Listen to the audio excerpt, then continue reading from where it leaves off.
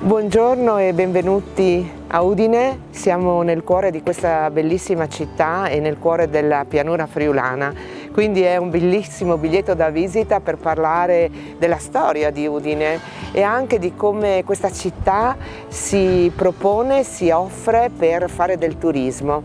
Udine storicamente, che vedete alle mie spalle, è un po' una piccola Venezia e c'è un motivo storico per cui sia una piccola Venezia, perché Udine venne amministrata per tanti secoli dalla Repubblica della Serenissima, proprio da Venezia, che ha lasciato qualche testimonianza storico-architettonica, come si può vedere alle mie spalle, la torre dell'orologio, il loggiato o anche la stessa loggia del Lionello. La qualità della vita in questa città è veramente molto alta, ci si muove in bicicletta, le distanze sono minime, è una città di poco meno di 100.000 abitanti che si trova nel cuore della pianura friulana, ma la cosa particolare di questa città è che si può scoprire a piedi e ha mantenuto ancora molta della sua autenticità, le botteghe artigiane, alcune abitudini che sono tipiche dei friulani, quello di fermarsi, di bere un buon bicchiere di vino, di entrare in un'osteria, quindi è una città a misura d'uomo che amiamo mantenere in questo modo. Lungo tutte le strade della città i nomi delle vie sono scritti in italiano, ma sono scritte anche in friulano. Il friulano è, direi, quasi la seconda lingua che si parla qui ed è stato proprio uno strumento per mantenere il legame con questa terra di tante persone che sono emigrate e che si sono trasferite all'estero per trovare un lavoro, di cui adesso abbiamo le seconde e le terze generazioni che hanno dei ricordi, dei racconti. Proprio su questi racconti e su queste testimonianze storiche è affascinante costruire il turismo esperienziale. Che cos'è questo turismo esperienziale? È un turismo di emozioni, è un turismo dove cerchiamo di andare a scovare, a trovare le cose particolari che i libri di storia non ci raccontano e a evidenziare le tradizioni, l'artigianalità, facendo diventare il nostro ospite autore di questa sua esperienza, quindi creando molte relazioni e toccando il cuore di chi ci fa visita. Ecco che oggi durante la nostra passeggiata vi farò proprio vedere questo aspetto della emozionalità che coincide proprio con un'esperienza unica che rimane davanti ai nostri occhi, nel nostro cuore, di cui parliamo volentieri, di cui mi auguro che molti di voi diventeranno proprio gli ambasciatori nella terra dove vivono.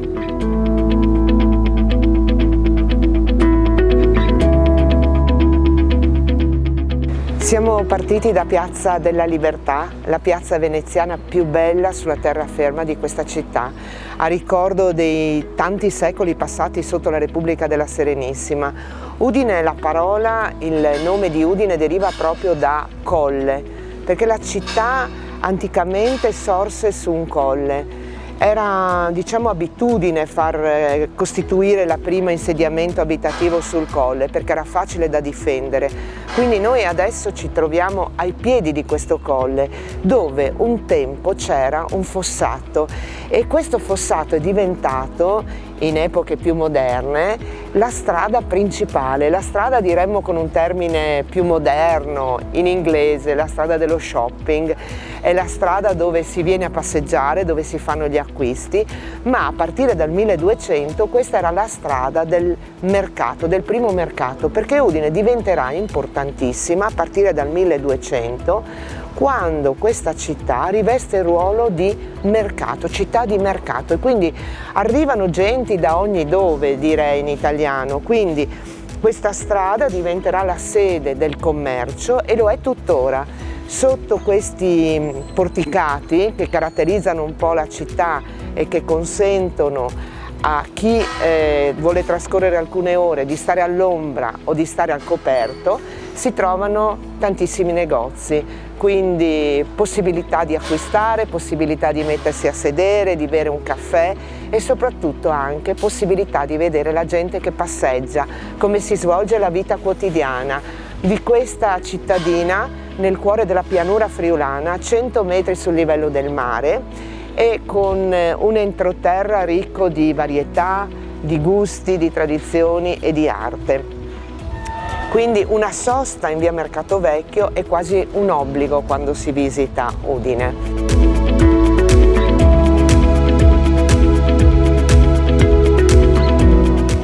Venire a Udine e passeggiare a Udine significa scoprire anche questo canale d'acqua che attraversa la città ovunque, in moltissimi punti attualmente sottoterra, quindi non si vede, ma qui dove ci troviamo è un pochino un angolo magico della città, perché si sente lo scorrere dell'acqua e si vede questa roggia, così si chiama comunemente questa, diciamo, fonte di vita per lungo tempo.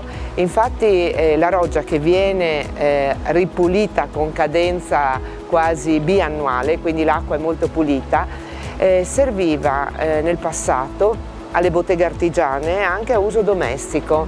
Ora è diventato un elemento decorativo della città dove ci si siede volentieri, soprattutto nelle calde giornate d'estate, oppure ci si sofferma ad osservare alcuni degli angoli dove magari i nostri nonni o i nostri bisnonni hanno trascorso del lungo tempo. Lungo queste rogge c'erano dei mulini, e molti dei quali venivano utilizzati anche naturalmente come macine per la produzione della farina, ma principalmente, come accennavo poco fa, la roggia serviva alle botteghe artigiane. Di queste botteghe artigiane sono rimaste alcune, ovviamente l'acqua della roggia non si utilizza più, è rimasta solo ed esclusivamente un elemento decorativo che comunque fa parte della nostra storia e della nostra tradizione e che giunge da due punti diversi. Quindi abbiamo di fatto due rogge che convergono proprio qui a Udine e che attraversano la città in quasi tutta la sua, diciamo, superficie. Il centro storico di Udine è anche un piccolo salotto per godere il tempo libero o ritagliarsi addirittura un po' di tempo libero e godere di quello che i vari locali offrono. Qui siamo sempre nel cuore della città, poco lontano da via Mercato Vecchio, in una delle stradine che ci porteranno poi nella piazza italiana forse più bella di Udine, e qui si cominciano già a vedere dei locali, dei posti dove ci si può mettere a sedere ed imparare ad apprezzare le abitudini dei friulani. Qui a Udine ci si sposta in bicicletta, ci sono spesso biciclette nel centro storico, quindi l'auto qui si può dimenticare e si può cercare anche di vivere un pochino più rilassati.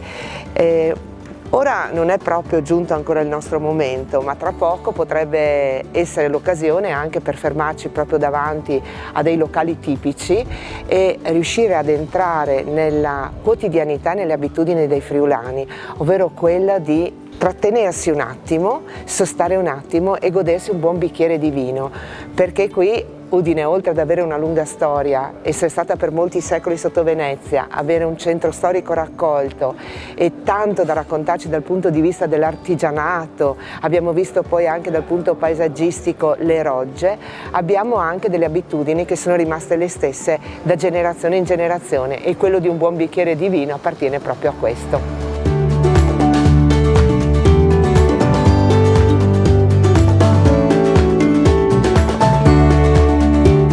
Abbiamo visto la piazza veneziana più bella, la via del Mercato Vecchio, quindi alla piedi di quello che era il colle dove è nato originariamente Udine, dove si trova anche il simbolo della città di Udine, che è il campanile con un angelo dorato che gira su se stesso e che, prima che utilizzassimo internet, rappresentava un po' la nostra previsione meteorologica, in quanto in base alla direzione che assume questo angelo sappiamo quali saranno le condizioni atmosferiche nei giorni a seguire. Visitare Udine e farvi scoprire Udine è un piacere, ma non ci può essere una visita senza una sosta in questa piazza, che ufficialmente viene chiamata Piazza Giacomo Matteotti, ma per la gente del posto non si usa mai questo nome, è semplicemente Piazza San Giacomo. Questa piazza nasce come la nuova sede del mercato, quando a partire dal 1300 il numero di commercianti aumenta, la città diventa molto più importante, più ricca, e quindi si deve trovare un nuovo luogo, una nuova superficie dove poter fare queste transazioni di tipo commerciale.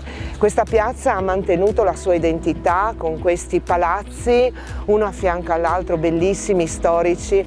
Bisogna un po' usare la fantasia, immaginare che tutti questi palazzi erano completamente dipinti nella loro facciata e al piano, l'ultimo piano, ci sono queste terrazze che sono di fatto delle cosiddette altane, cioè delle terrazze dove ci si può sedere la sera d'estate, godere il fresco e magari chiacchierare mangiando qualcosa di buono della cucina tipica friulana, come un pezzettino di frico oppure assaporare una buona zuppa fatta con i legumi e bere naturalmente un buon bicchiere di vino. Adesso questa piazza è la piazza del gusto, direi. In friulano, che si usa ancora abbastanza comunemente, è piazza Martiat Nuov, del Mercato Nuovo.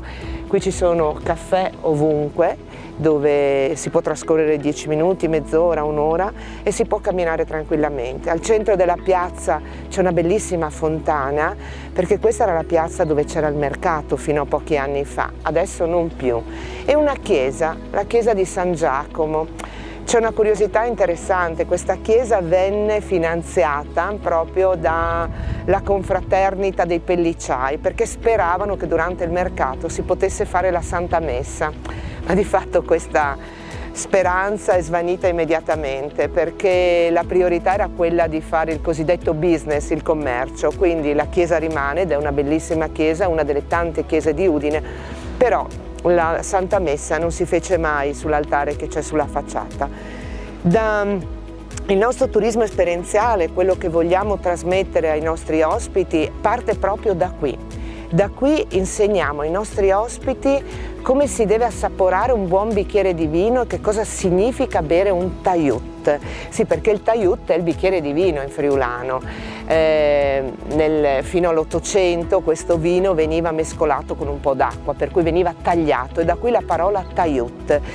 Un friulano quando ordina un bicchiere di vino, un taiut, intende, è implicito, un bicchiere di vino bianco, possibilmente un Tokaj, ma non possiamo più chiamarlo Tokaj perché Tokaj è solo il vino ungherese, quindi lo chiameremo friulano e insegniamo l'esperienzialità ai nostri ospiti proprio con questa gestualità, con il bicchiere di vino, come ordinarlo, magari in friulano, un taiut par plaisir e quindi impariamo qualche parola di friulano e poi soprattutto l'ottima abitudine dei friulani di non bere mai del vino senza qualcosina da degustare o da mangiare, quindi c'è sempre il pezzettino di formaggio o una fettina di prosciutto, naturalmente formaggio e prosciutto del nostro territorio, quindi prosciutto di San Daniele o una fettina di formaggio montasio. Eccoci qua in uno dei posti magici di Udine che vi voglio proprio presentare e far vedere perché questo fa parte della artigianalità. Questa è un'osteria storica di Udine che si trova proprio su una roggia, seduti all'ombra guardando le bancarelle del mercato, questa piazza che si chiama Piazza del Pollame, dove si svolgeva un mercato nel passato di polli, galline eccetera, adesso ci sono ancora alcune delle bancarelle, ma la cosa simpatica è che proprio in queste poche bancarelle si trova un'espressione dell'artigianato friulano, ovvero gli scarpez, queste scarpe che adesso sono tornate di moda, che erano le scarpe proprio delle donne più semplici, indistruttibili, realizzate in velluto e con una suola fatta con il copertone delle ruote delle biciclette, per intenderci. Adesso sono diventate un elemento di moda, si trovano in tutti i colori e si possono ancora acquistare qui, ma sono frutto dell'artigianalità di questo territorio. Adesso la nostra esperienza di visita di Udine diventa realtà perché entriamo proprio in uno dei templi dell'artigianato nel centro, nel cuore di Udine, la legatoria moderna. Chi meglio di lei ci potrà raccontare e far vivere questa esperienza? Eva Seminara, che è un po' il guru, la proprietaria, quella che ci apre le porte del paradiso per scoprire come faremo questa esperienza. Ed è un'esperienza che proponiamo ai nostri ospiti, in numero ridotto, ma un'esperienza immersiva. È vero, Eva? Sì, grazie di essere venuti a trovarmi, senz'altro è un mio piacere condividere la mia passione per questo lavoro e far conoscere alle persone che cosa significa un libro. Tu però lavori, ci racconti un po' di come nasce questa tua bottega, questa tua artigianalità, e poi ci fai vedere magari qualcosina, così capiamo che cosa significa fare un'esperienza immersiva in una bottega di un artigiano qui a Udine. Insieme ad una collega rilegatrice, quindi già esperta di questo lavoro, nel 1999 ci siamo tuffati in questa avventura ed abbiamo rilevato la bottega di legatoria dal maestro artigiano che era qui dal 1966, quindi la bottega è più che storica, ha superato i suoi 50 anni. E insieme a lei e insieme al maestro ho imparato a rilegare, perché io non avevo esperienza proprio in questo settore, avevo lavorato in case editrici ma non alla costruzione dell'oggetto libro, e poi sono andata avanti. Quando lei è andata in pensione io ho rilevato l'intera proprietà dell'impresa, diciamo. Poi molti mi chiedono come si impara. Esatto, come si impara? Si impara in bottega, ci sono dei corsi di laurea, per esempio ad Urbino, anche un corso a Udine in conservazione dei beni culturali. All'interno di questo percorso della laurea c'è un corso che riguarda ovviamente anche i volumi. Diciamo che però sono corsi più tarati sul restauro che sulla rilegatura vera e propria. È sempre molto importante comunque poter seguire qualche cosa di questo genere quando si è giovani, per avere un approccio globale al materiale libro, e poi bisogna andare in bottega e imparare. Però Eva, io ti faccio una domanda che interessa sicuramente chi ci sta ascoltando adesso. Tu apri la bottega ai turisti, agli ospiti, e quindi chi entra qui non è un artigiano, non sa rilegare, però la cosa bella della tua esperienza è che tu gli fai mettere le mani in pasta, quindi loro agiscono. Ma riescono a farsi anche qualcosina che poi si portano con sé di ricordo? Certo. Possono, a seconda di quello che sceglieremo di fare come obiettivo di quel percorso esperienziale, porteranno a casa il diarietto piuttosto che il portafoto o un bloc notes, un'altra cosa che possono utilizzare poi. Quindi una sorta di esperienza gioco divertente per tutti, a qualsiasi fascia di età. Bambini piccoli no. Ecco, bambini piccoli no, però anche non solo in italiano, ma con qualche parolina in inglese, diciamo che tutti possono partecipare a questa bellissima esperienza. E adesso il prossimo nostro passaggio sarà quello di scendere un piano per vedere la bottega e il laboratorio dove poi gli ospiti possono vivere questa esperienza. Ci accompagni, Eva? Certo. Eccoci qua, si scende in questo tempio della carta, dei timbri. Qui è tutta una scoperta.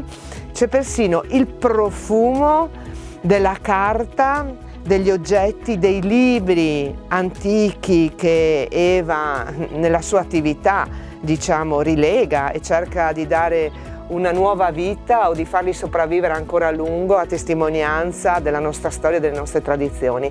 Eva, adesso tu sei seduta davanti a uno strumento, ci spieghi qualcosa? Cosa stai facendo e cosa possono fare anche i nostri ospiti? Questa è una delle prime fasi della costruzione di un libro. Noi quando compriamo un libro possiamo trovarlo cucito all'interno con le pagine cucite oppure incollato. Generalmente i libri cuciti resistono molto meglio all'usura, si aprono meglio e non si scollano. Dunque cerchiamo di capire come si costruisce una cucitura fatta a mano. Qui abbiamo il telaio a cui sono state agganciate delle fettucce che servono per rinforzare il dorso del libro. e mano a mano si cuciono a mano i fascicoli uno sull'altro. In questo modo il libro sarà sempre molto robusto, si aprirà bene e durerà nel tempo. Io ho la fortuna alle volte di avere fra le mani libri che hanno 500 anni e vi assicuro che la loro cucitura tiene benissimo. Si parte dalla carta nella mia bottega, quindi si taglia la carta addirittura a mano, come in questo caso con un seghetto, in modo da lasciare i bordi così sfrangiati, e poi si cuciono gli interni. Dopodiché si costruisce la copertina in questo modo, si riveste la copertina e si inserisce all'interno di essa il volume che è stato cucito. Tutte queste fasi possono essere svolte di seguito se si ha il tempo di passare qualche ora in bottega, altrimenti si possono fare lavori più rapidi che non richiedono tempi lunghi di cucitura o di asciugatura della colla. Ogni lavoro comunque viene svolto da chi fa l'esperienza e a seconda della propria capacità si avrà la possibilità di portare a casa un ricordo comunque personalizzato.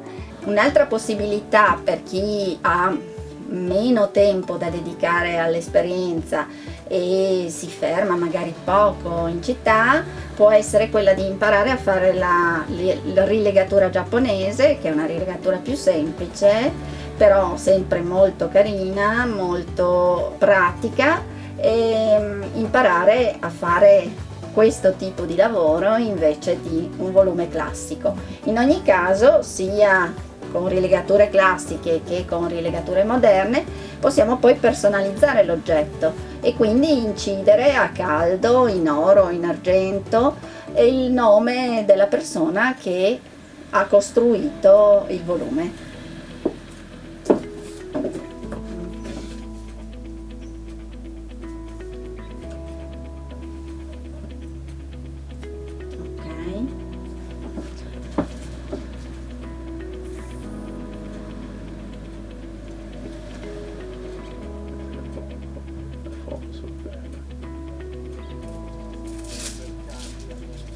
Sono felice di accogliervi nella mia bottega e di farvi apprendere qualcosa sulla legatoria che ancora non conoscete.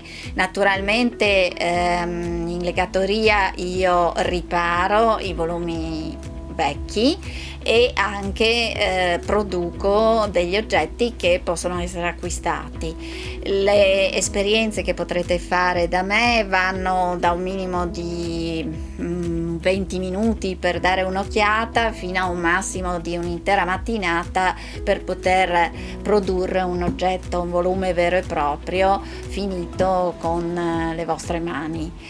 Sono felice che ci siano sempre laboratori molto partecipati, ma purtroppo in bottega da me potrete venire solo in gruppi di 4 o 5 persone al massimo, quindi prenotate per tempo e siate attenti alle uscite che ci saranno sui social per proporre questo tipo di esperienza.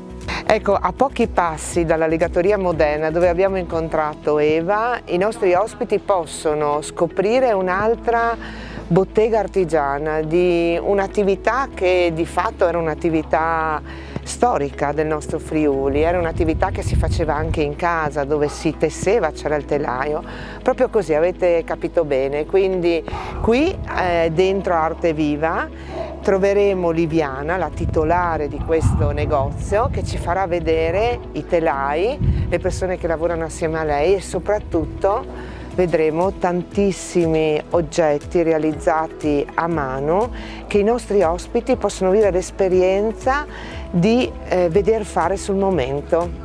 Benvenuti nel nostro laboratorio, è la nostra culla dove noi produciamo con telai di tessitura a mano dei tessuti artistici, possibilmente con una ricerca approfondita dietro a ogni tipologia lasciata dall'eredità, lasciata in eredità dal Friuli.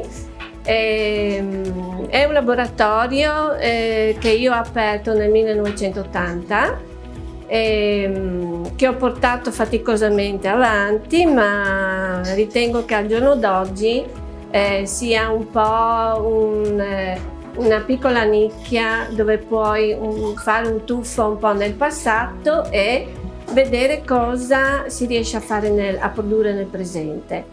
Noi qua lavoriamo dal tessuto che rispecchia un po' la tradizione, però modificata un po' al presente. Riusciamo a fare dei tappeti, delle coperte, dei play, ciò che riguarda, diciamo, l'accessorio arredamento, che poi è diciamo l'argomento col quale io sono nata un po', no? Come laboratorio. Poi nel passare degli anni siamo passati anche a produrre dei tessuti per l'abbigliamento, quindi scialli, sciarpe, prodotti, insomma, accessori della moda. Abbiamo portato avanti anche qui un certo tipo di ricerca dove uniamo filati possibilmente naturali a filati anche tecnologici per ottenere particolari texture. In questo modo ci siamo avvicinati anche alla moda, ai vari brand che ci hanno contattato e ci hanno fatto delle richieste per Chanel, per Dior. Abbiamo collaborato con parecchie queste firme, no? Questo da un lato mi ha aiutato anche ad andare ancora più avanti, perché ti rendi conto a cosa hai a che fare con questo mondo molto così sofisticato, no?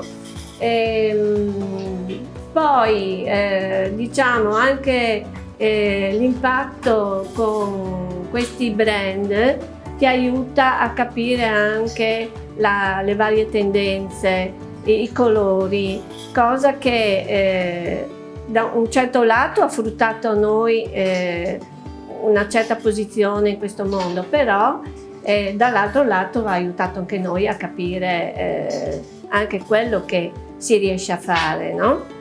Come vi ho fatto vedere, c'è una parte del laboratorio adibita alle vendite. È una parte invece dove il cliente che entra, che sia bambino, che sia straniero, può entrare e toccare con mano il prodotto durante l'esecuzione.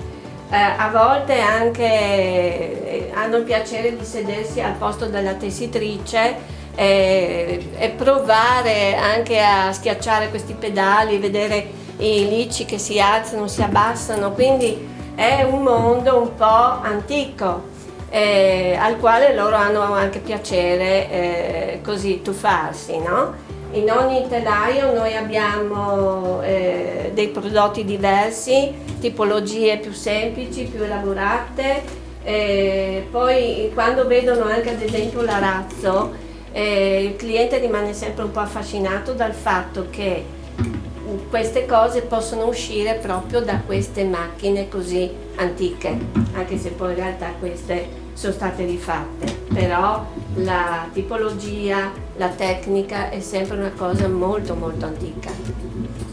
Abbiamo fatto una passeggiata, vi ho fatto vedere Udine, abbiamo visto le strade del centro storico, la via del mercato vecchio, e adesso augurare a tutti un arrivederci proprio qui a Udine, una scoperta delle botteghe artigiane non può che concludersi con la vista della Piazza della Libertà di nuovo, quindi con la Torre dell'Orologio, la Loggia del Lionello alle mie spalle e questa atmosfera rilassata di questa città tranquilla, ricca di storie, di tradizioni, di artigiani che vale la pena scoprire. Scoprire anche con delle esperienze uniche e mettendoci proprio le mani in pasta.